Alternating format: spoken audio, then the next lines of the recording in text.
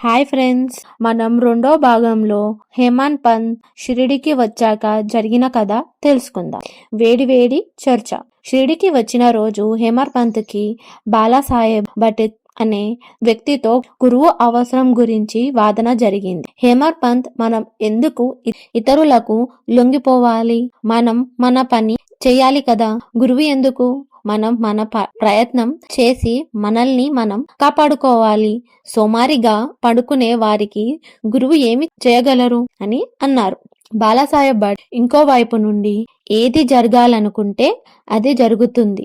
గొప్పవాళ్ళు కూడా విఫలం అవుతారు. మనిషి ఒకటి అనుకుంటే దేవుడు ఇంకొకటి చేస్తారు. నీ తెలివితేటలు పక్కకు పెట్టు. అహంకారం నీకు సహాయం చేయదు అని చెప్పారు. ఈ చర్చ గంట సేపు జరిగింది, కానీ ఎటువంటి నిర్ణయం రాలేదు. ఇద్దరు అలసిపోయి చర్చను ఆపేశారు. ఈ చర్చ వల్ల హేమంత్ పంత్ తన మనశ్శాంతిని కోల్పోయారు.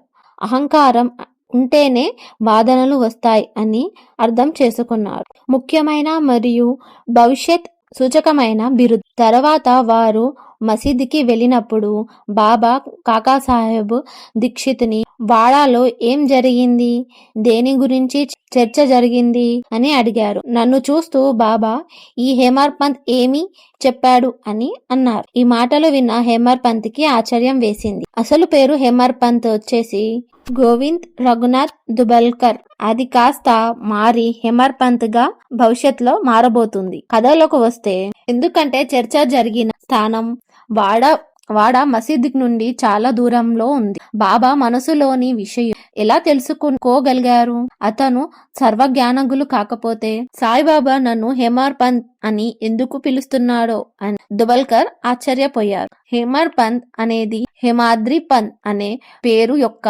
చిన్న రూపం. హేమాద్రి పంత్ యాదవ రాజవంశానికి చెందిన దేవగిరి రాజుల మహాదేవ్ మరియు రామ్దేవ్ యొక్క ప్రసిద్ధ మంత్రి. అతను చాలా విద్వాంసుడు, మంచి స్వభావం కలవాడు మరియు చతుర్వర్గ చింతామణి. ఆధ్యాత్మిక విషయాలను సంబంధించినది మరియు రాజ ప్రసక్తి వంటి గ్రంథాలను రచించాడు. అతను కొత్త అకౌంటెంట్ పద్ధతులను కనుక్కున్నారు. మేడ్ అంటే మరాఠీ షార్ట్ హ్యాండ్ లిపిని మూలకర్త. కానీ హేమంత్ పంత్ దీనికి పూర్తి వ్యతిరేకం. ఒక తెలివైన, మధ్యస్థమైన మేధస్సు గల అజ్ఞాని. కాబట్టి ఈ పేరు లేదా బిరుదు నాకు ఎందుకు ఇవ్వబడిందో అతనికి అర్థం కాలేదు. కానీ దాని గురించి తీవ్రంగా ఆలోచించినప్పుడు ఈ బిరుదు తన అహంకారాన్ని నాశనం చేయడానికి, తర్వాత తన ఎల్లప్పుడూ వినయంగా ఉండటానికి ఒక బాణం అని భావించాడు. ఇది తన వాదన నైపుణ్యానికి ఇచ్చిన ఒక ప్రశంస కూడా. వెనక్కి తిరిగి చూస్తే బాబా మిస్టర్ దబల్కర్ ని హేమంత్ పంత్ అని పిలవడం చాలా ముఖ్యమైనది మరియు భవిష్యత్ సూచకం అని మనకు తెలుస్తుంది. భవిష్యత్ సంవత్సరాలలో చూపినట్టుగా అతను సాయి సంస్థానను నిర్వహణను చాలా తెలివిగా చూసుకున్నాడు మరియు దాని ఖాతాలను వృత్తిపరంగా నిర్వహించాడు. అతను జ్ఞానం, భక్తి, అనాసక్తి, ఆత్మ సమర్పణ మరియు ఆత్మ సాక్షాత్కారం వంటి ముఖ్యమైన ఆధ్యాత్మిక విషయాలను వివరించే సాయి సచ్చరిత్ర వంటి గొప్ప గ్రంథాన్ని కూడా రచించారు. గురువు అవసరం గురించి, ఈ విషయం గురించి బాబా ఏమి చెప్పాడో హేమంత్ పంత్ ఎటువంటి గమనిక లేదా మేము వదలలేదు. కానీ కాకాసాహెబ్ దీక్షిత్ ఈ విషయం గురించి తన నోట్ను ప్రచురించారు. హేమంత్ పంత్ సాయిబాబాను మొదటిసారి కలిసిన మరుసటి రోజు కాకాసాహెబ్ దగ్గరికి వెళ్లి షిరిడి వదిలి వెళ్ళాలా అని అడిగారు. బాబా అవును అన్నారు. ఎవరో? బాబా అతను ఎక్కడికి వెళ్ళాలి అని అడిగారు.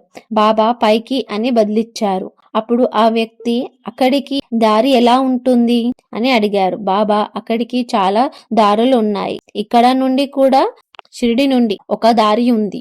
ఇక్కడ నుండి ప్రారంభమయ్యే దారి కష్టం. దారిలో అడవులలో పులులు మరియు తోడేళ్లు ఉన్నాయి అన్నారు. కాకాసాహెబ్ అప్పుడు, కానీ బాబా, మనం ఒక మార్గదర్శిని తీసుకు వెళ్తే అని అడిగారు. బాబా బదిలిస్తూ, అప్పుడు ఎటువంటి కష్టం లేదు.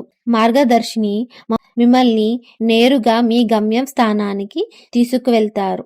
దారిలో తోడేలు, పులులు మరియు గుంటలను నివారించి మార్గదర్శిని లేకపోతే మీరు అడవులలో తప్పిపోవడం లేదా గుంటలలో పడిపోవడం వంటి ప్రమాదం ఉంది. ఈ సందర్భంలో మిస్టర్ దొబల్కర్ అక్కడే ఉన్నారు మరియు గురువు అవసరం గురించి బాబా ఇచ్చిన సమాధానం ఇదేనని అతను భావించారు. అందువల్ల మనిషి స్వేచ్ఛగా ఉన్నాడా లేదా బంధింపబడ్డాడా అనే ప్రశ్న గురించి ఎటువంటి చర్చ ఆధ్యాత్మిక విషయాలలో ఉపయోగపడదని అతను గ్రహించాడు. దీనికి విరుద్ధంగా గురువు బోధనలు ఫలితంగా మాత్రమే నిజమైన పరమార్థం సాధ్యమవుతుందని, ఇది రామ మరియు కృష్ణ వంటి గొప్ప అవతారాల ఉదాహరణల ద్వారా వివరింపబడింది.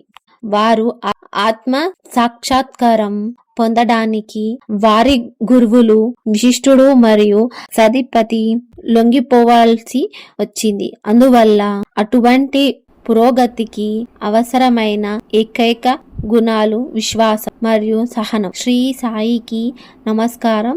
అందరికీ శాంతి. ఈ కథ మీకు నచ్చితే గనుక లైక్ చేయండి, షేర్ చేయండి మరియు సబ్స్క్రైబ్ చేయండి. మరిన్ని దేవతల కథల కోసం పక్కనున్న బెల్ ఐకాన్ అనేది క్లిక్ చేస్తే లేటెస్ట్ వీడియో నోటిఫికేషన్స్ అనేవి మీకు వస్తాయి. Thank you.